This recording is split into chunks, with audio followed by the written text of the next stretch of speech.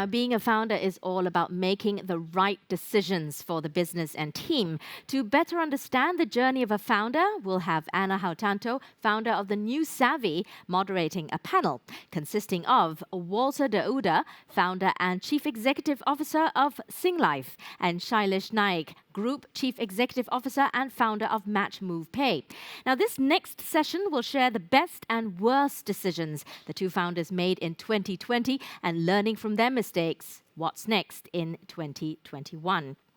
Now, just last week, Singlife and Aviva Singapore, the local arm of British insurance company, announced a merger that values both entities at over $2 billion.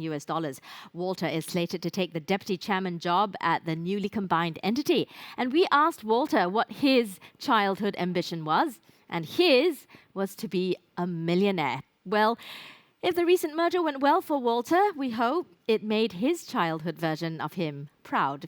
To pose questions to the panel, click on the yellow button beneath the session window.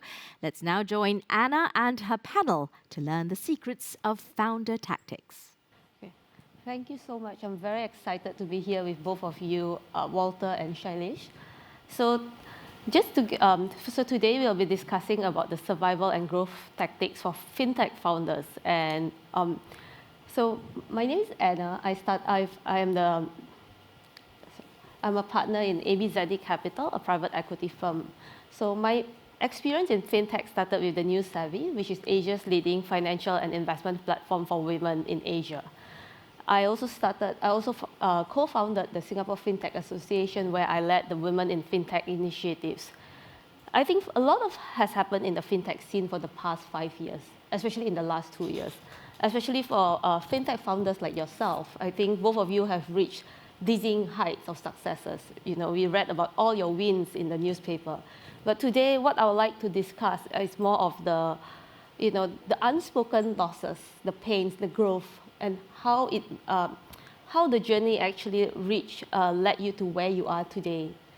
Okay, so before I invite you to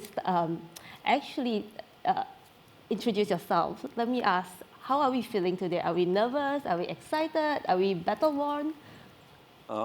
Excited. Battle-worn and excited. Battle-worn and excited. Every day is a great day, Anna. Yeah. Every day is a great day when your entities are worth $1 billion.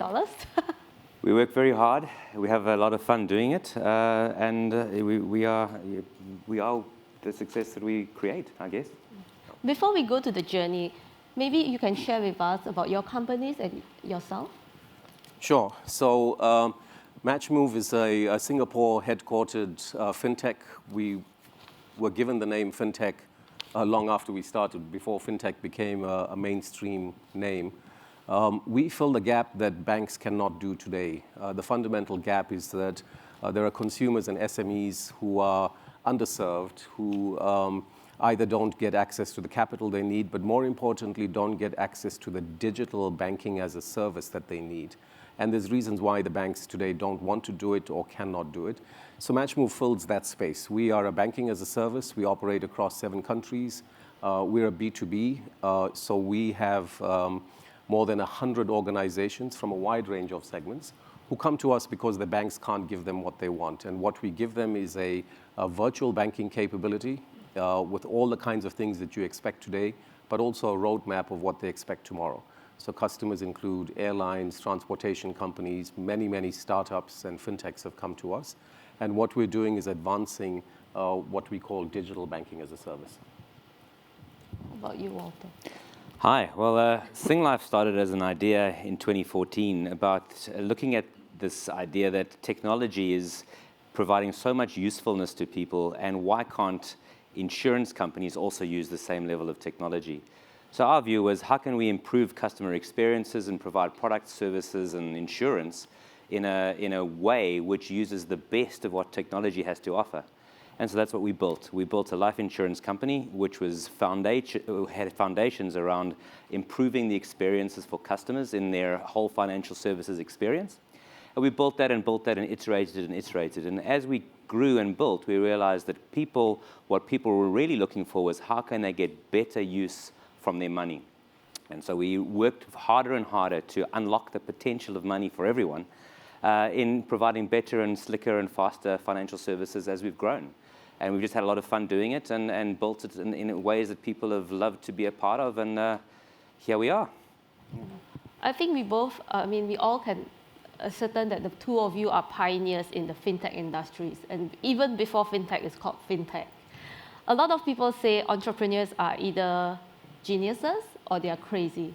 So what was your journey? What led you to start it, and what has the journey been for the past 5 years to reach you where you are now?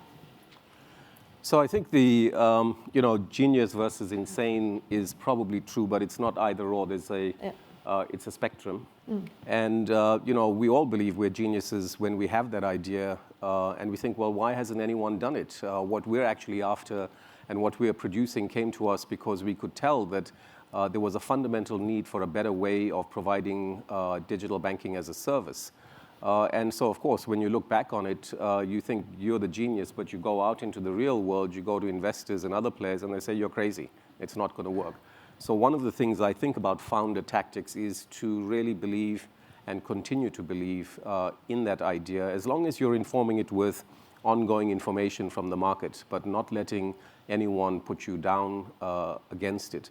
So a lot of the things over the last 5 years has to do with, yes, very smart ideas, convincing investors and partners that it's worth doing, finding people who can join that journey as well, and then at least starting to get a number of wins on the board. Once that starts to happen, you get your momentum.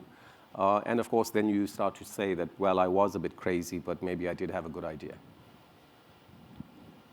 In our case, it was really just an idea that we could do better, that people were looking for something more than what they currently had around them, that if we could harness the best of what's available to us, we can actually just passionately build something which was just cooler and better and a nicer experience. And I think where our origins were was to say the passion around saying, if we can all get behind this idea of building a great customer experiences is to improve financial services for people, people would ascribe to that, and we can continue on. So the start of every founder's journey is a belief that you can do something different, or a belief that you can add value or be meaningful in the ecosystem that you're building, and then bring people along with you who have a similar view of the world, that we're doing something which is aspirational or ambitious enough to take the best quality people in the market to come and follow you, to do something which is maybe seen as a bit crazy or maybe seen as a brilliant idea, but it's a lot of fun every day to get up and take on that challenge to try and do something new and exciting. I would, if I can add to that, and Walter, you and I have spoken about this, crazy or smart, whatever it is, one of the things that drove us was inclusion.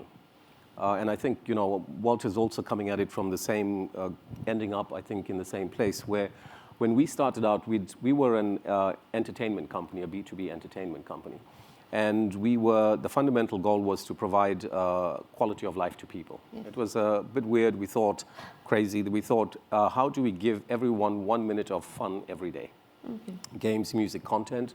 And we chose a B2B approach so that we could go to many countries or partnerships faster. Tied up with lots of media and telco companies, grew like crazy, only to find that when it comes to monetization, because sooner or later you have to pay for something, what we found was that people just didn't have available choices that everyone else does. There's only 3% credit card penetration in Asia. Now, what are the 97% doing who've got phones, who are looking online, who want to make purchases? How are they going to do it? And so, that was the thinking, was there must be a better way. Why isn't everyone else doing it? We focused then on the quality of life of people and saying, well, if we're trying to give them fun of 1 minute a day, but they're having difficulty paying for that 1 minute of fun, what other problems are they having? How else are they making purchases for the best goods online? How are they paying for services like online ticketing, et cetera, et cetera? And for us, that was the pivot, to say we need to actually solve for that bigger problem about quality of life, and we don't see the existing players doing it. And there's a better, cooler, faster, cheaper way of doing it, we believe, And that's what drives us. Now, when you tell that to the world, they say you're crazy, of course, but you have to believe in it. Yeah, I think you mentioned a very interesting point. So in the New Savvy, we deal with a lot of consumers, with women, right? And I think having a great idea is one thing, having a great team to execute is another. But the most important thing is adoption. How do you make sure that customers trust you as a fintech startup, as a challenger to the main banks, right? And what were your thoughts? And also, I think a very interesting question in my mind is, aren't you scared that the banks will actually just copy your idea and just run with it? Yeah. Well, I think if we look at where we started, we thought that actually people need better, faster access to life insurance. So we built it better, faster, and cheaper. But what we realized early on was that people just don't wake up in the morning and say, hey, today is the day I'm going to go and buy some life insurance. They just don't.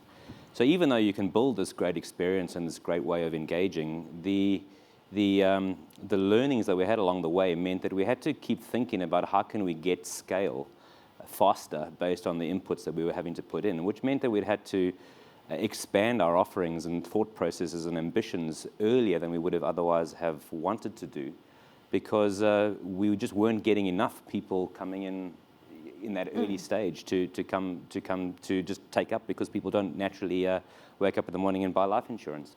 But what we realized is the main insight is that what people were really looking for was a better way, or to get better value from their money, which led us to evolve the product set very, very quickly, to take on and push the boundaries of where insurance starts and financial services begins, and expand that out. And so what we really did was we created savings products which had liquidity available to them by basically taking Visa-based capabilities to access insurance funds so that you can save and get your money out anytime just using Visa, which was never been done before in our insurance world. And having placed a bet on this idea that people were just looking to unlock the potential of their money in this way, 2020 was a great year for us, because what we set out to do based on this insight really, really paid off, which then pivoted back to enhancing the core business, which is getting more people to have more insurance cover to have a better financial life.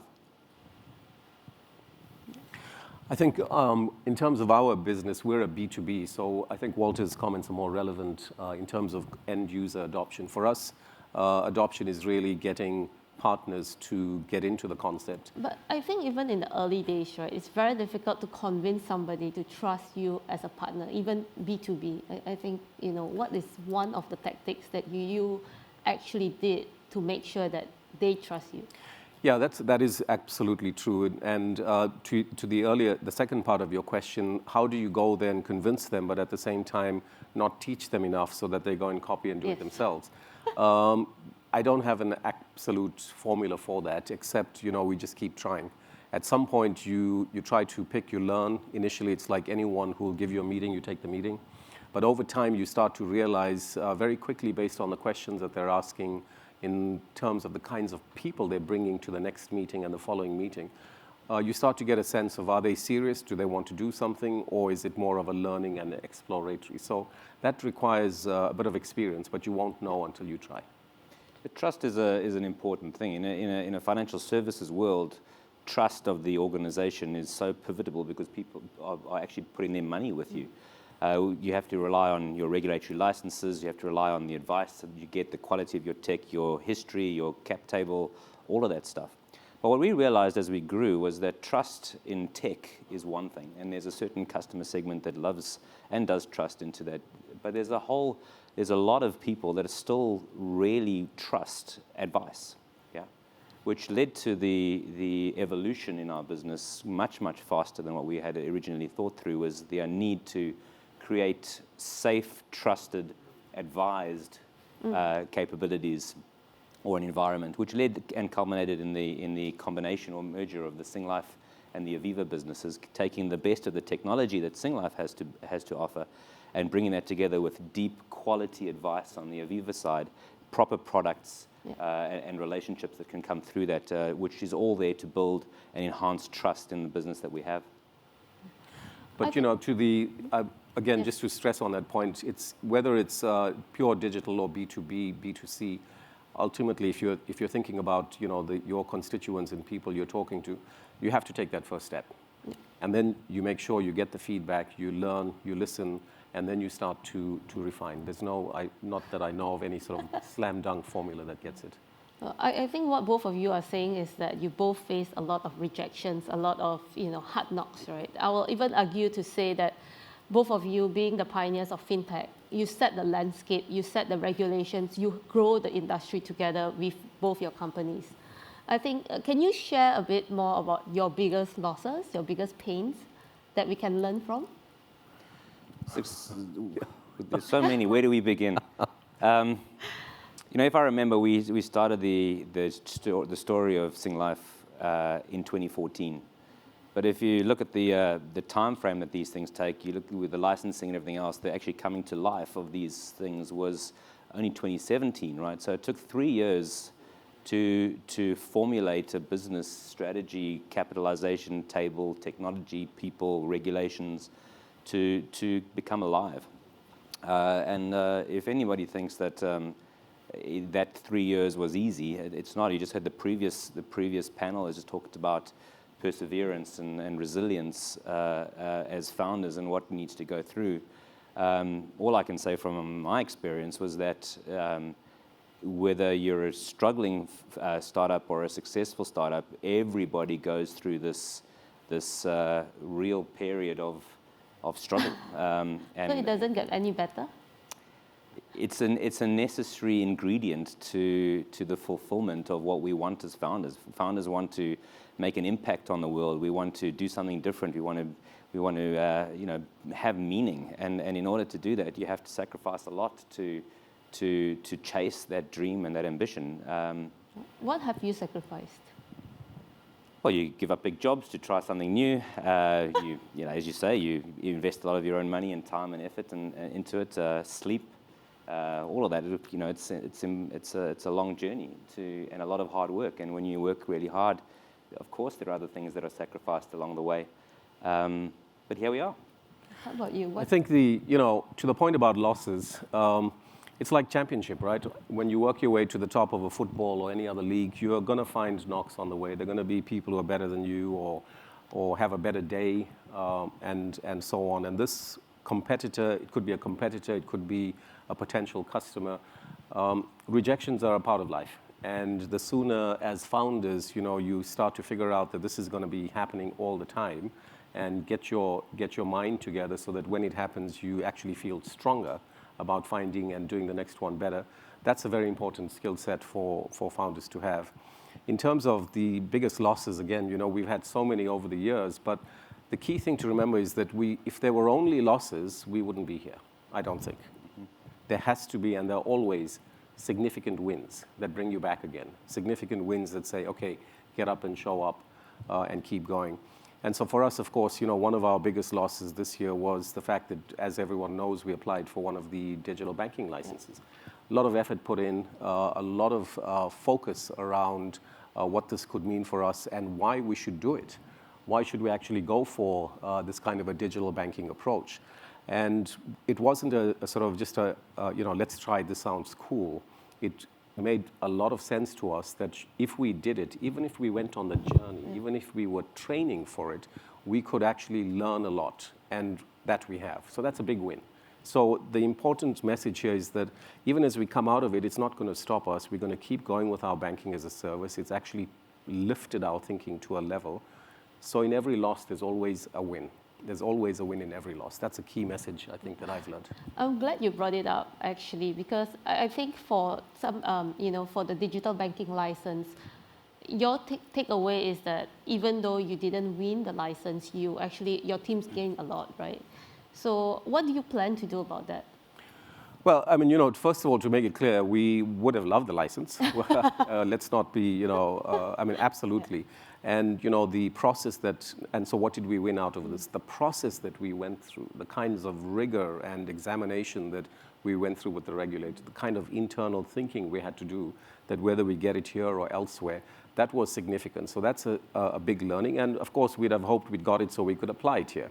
But that is not lost. And a lot of the things we've been doing behind the scenes in terms of building out a banking as a service that can work in other countries is still very much there.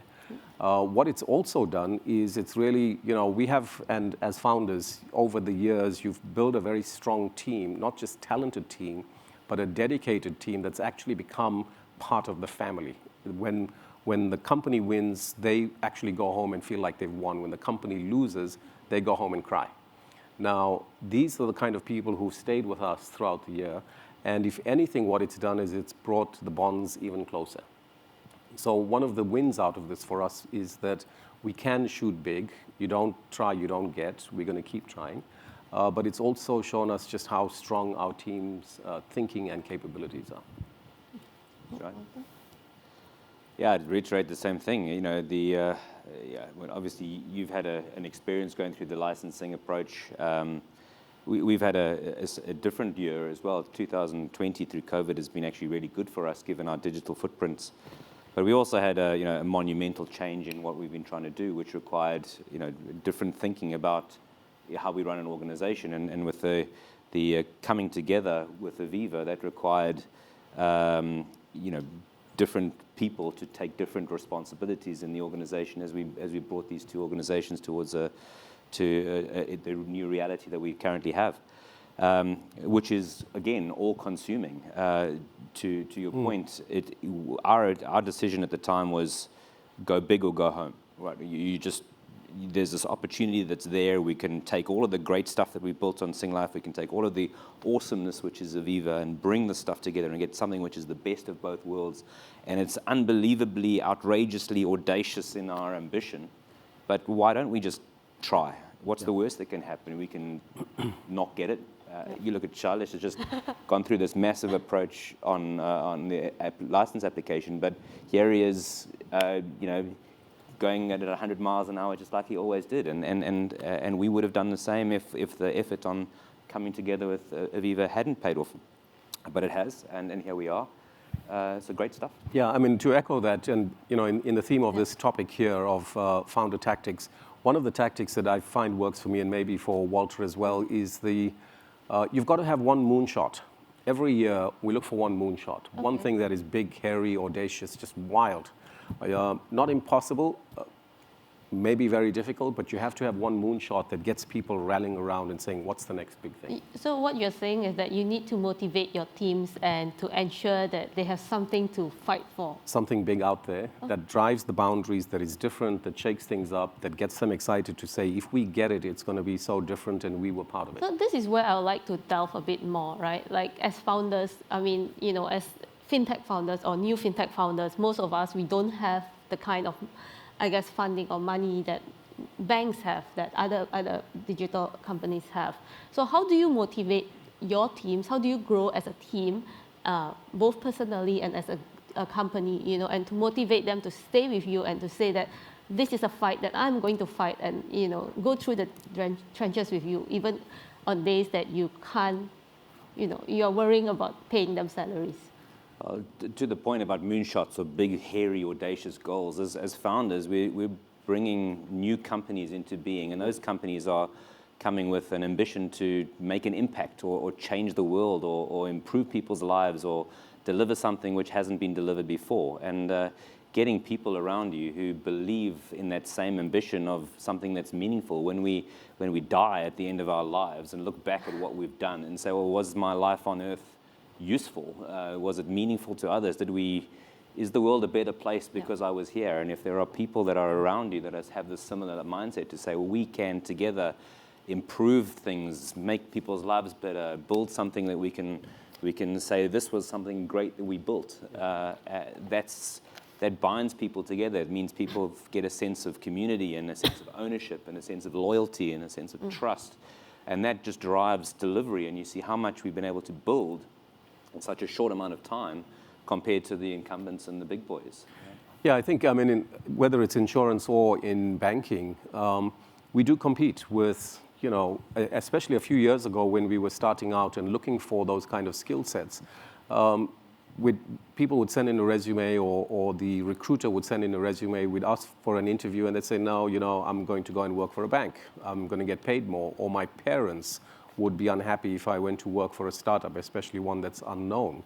And so you have that, both that mental approach, but also the mental barrier, but also the financial barrier. People say, well, it's a 9-to-5 job in the bank, and I can have my weekends and do all my cycling, etc.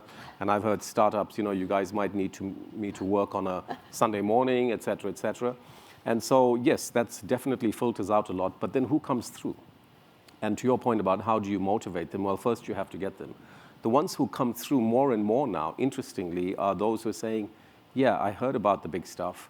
I see startups can be fun. I can do a lot more. Instead of being stuck in a silo, stuck down a hierarchy, I know that I can actually do a lot more. Once they get in, it's a drug. It's adrenaline. They love it. The fact that somebody can enter and do a whole lot more, and suddenly they're sitting in big meetings and making decisions and so on. Once you've got them there, then we've got to just make sure we're getting the right amount of wins, and we've got the big moonshots, and that's how we motivate people who really want to make a change. I think you make a very good point about, people wanting to join startups and tech companies more and more, because when I first graduated, everybody wanted to join the banks, right? Everybody wanted to be investment bankers or consultants. But now when I go back to my alumni, a lot of people are saying that, hey, I want to join the tech companies. I want to make a difference. I want to join challenger companies because I know that my roles and responsibilities are more, and I can do more decision making. Yeah. So on another note, I would like to ask, both of you had a great 2020, right? What were some of your best and worst decisions for the year? How has COVID changed your businesses? Wow. Who would have expected that we would go through 2020 the way we did? I guess Singlife was quite fortunate in that, we, as a digital-first company, we were well prepared for a digital customer experience, which meant that we actually benefited significantly more than our competition because we were already set up both from a direct-to-customer and an advised way in delivering products and services. So, and at the same time, we were building this new product, which was the savings product, which allowed for liquidity and just hit the market at exactly the right time, which has just done so phenomenally well. The downside was that as we were working through this bringing the Viva and Singlife businesses together, COVID had a real dampening effect on that discussion. Everyone was a wait and see, let's just see how we go. And then we came back and said, well, it still makes sense, let's carry on. So it's a weird year, moving in and out of offices, work from home, we just kind of figured it all out because you can. I think we are lucky in all of our founder startup-y kind of worlds or smaller organizations where we can make decisions much more quickly. We can change track much faster than most companies can. And we've been able to, or have been forced to do that through the course. So did we make mistakes along the way? Sure. Did we bring in the right skills and people all the time? Maybe. You live and learn as you grow. But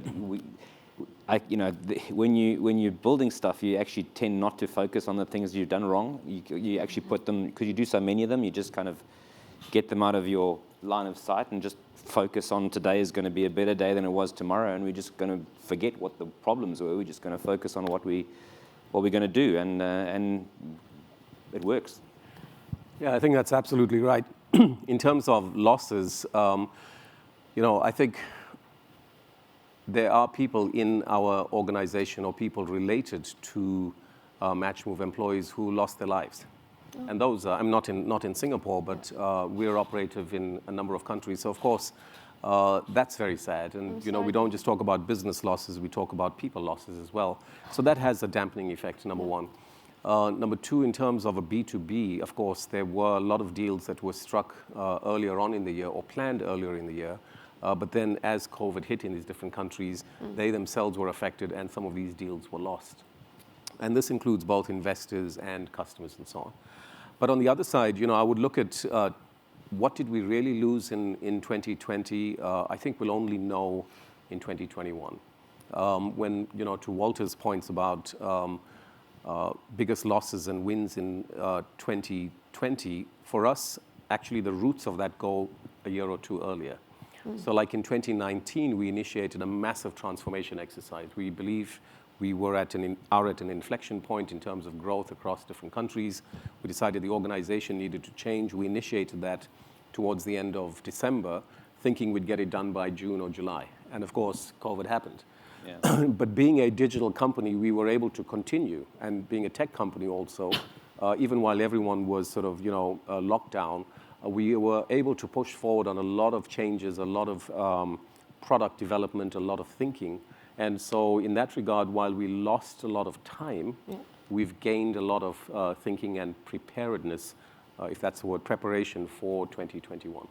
So how has these lessons prepare you for 2021? Share with us your moonshot for 2021. Well, we have a few moonshots. We're trying to figure out which one to go for. So, but it obviously, to a large extent, will address the absolute growing potential in our business from about 3 or 4 years ago when people said, who needs a virtual account? Banks are there, other wallets are there, why do we need you? That tide has shifted completely. We now have people saying, where have you been? There's a senior person at one of the largest financial services company in Singapore who said, you guys have been right here under my nose, I've been waiting for this, where have you been? And so when it comes to the moonshots and so on, there's a number of options, whether we go big and deep into multinationals, whether we go far and wide into regional services in neighboring countries, whether we go double down on a few product ideas. Of course, crypto is becoming mainstream. There's a lot going on there. So I think the moonshot is what we'll decide, probably over a glass of champagne at Christmas, but there are plans for 2021. Well, ours is very simple, right? It's all about bedding down what we've brought together so far. Our ambition going forward is to help give people a better financial future or lead better financial lives. We need to take all of the tech capabilities and all the product and advisory expertise that we have in our combined organization and bring that to customers in a way which is a great experience and a nice way to just have a financial relationship with the company. And that moonshot, it sounds so simple, but it's actually really, really hard to get the fluff from the reality. Absolutely. And just double down on customer experience. What do people actually want? And can we, hand on heart, say that we are delivering what people want, not what we think that they want? And focus our time, attention, strategy, all about making sure that we give people better financial lives in the future. So coming back to the fintech landscape, what are you most excited about in 2021? The technology is moving just so fast. Yeah, we always say this year more stuff has happened than the year before, and the year before that is, wow, so much stuff has happened. But it is really just accelerating so fast, and it's important not to lose sight of the fact that embracing everything that's new all of the time has to be part of our everyday activities. We have to find a way to make sure that we never ever forego a technological opportunity because customers can benefit from that. That's a massive focus for us. Yeah. I think what I'm most excited about is that fintech's become a real word, not a buzzword. Nations are recognizing fintech as an important segment of the economy. Regulators are talking about fintech, governments are talking about fintech, and this is happening all over the world. So that's really good for anyone in the space because what it means then is that investors start to pay interest. Potential employees start looking at their career paths and look at fintech companies.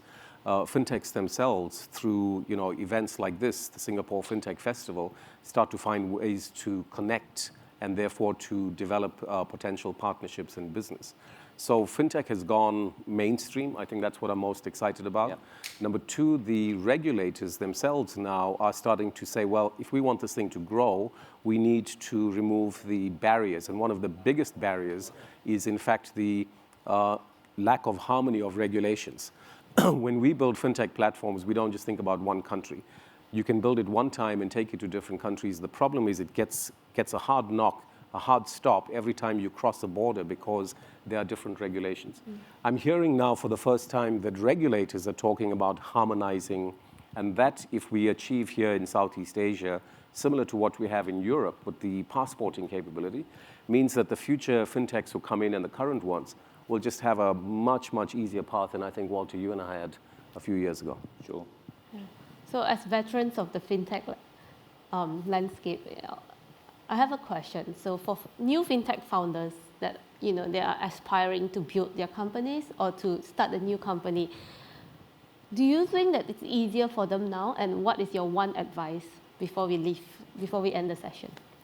Yeah, I think the community is much more established now than it ever was. There's organizational structure behind financing, and there's actually a lot of capital out there looking for stuff. The one piece of advice is just simple. Just if you really, really believe in what you're doing, don't give up. If you really believe it and just go off and deliver it and build it, and if you build it, they will come. The investors will come to it, because if it's going to add value, people will see that. They'll see your passion. They'll see your ambition. Just go for it, right? Yeah, I would echo that 100%. Certainly, if the fintechs who are entering now, say I was going to start it tomorrow, I think that the environment that exists is much, much better and more congenial and supportive than what we had 5 years ago. But the competition is also stronger, right? And the competition is stronger as well. So yes, of course, ease of entry is much faster, but then there's a lot more players. And that goes then to Walter's point, whether you're a fintech or a health tech or a reg tech, it's still a founder story. You're still going to have the same issues. You're still going to have to find that deep, deep motivation, that grit, so that you can say that, whatever it is, as a startup, I'm going to keep growing it. And as we say, just get up and show up. You keep doing that, you'll be fine. And tell yourself that all the mistakes are actually learning points. Absolutely, absolutely. There's no failure, only feedback. There's no failure, no feedback. And Walter? Yeah, all that. Okay, so thank you so much for being here. I hope that the session was fun for both of you. Yeah. And to end off, one word after the session, how do you feel? Well, what a great FinTech week it's been. Commendations to the organizers and everybody that's been involved. I've learned so much through participating. What a great way to spend a week. Thanks so much. Yeah, it's been great. I mean, for us as a Singapore FinTech, this festival in previous years has been very, very helpful, because it allows the world to come to us rather than us to go out and have to meet them. This year, unfortunately, everyone can't be here, but hopefully, next year we'll be back to normal again. I think same for me. I feel very hopeful and excited for what's to come. I have seen the FinTech Festival grow from the first year to now. And yeah, I think there will be more and more FinTech companies that are going to change the world and making bigger impact like the both of you. Thank you so much. Thank you. Thanks very much.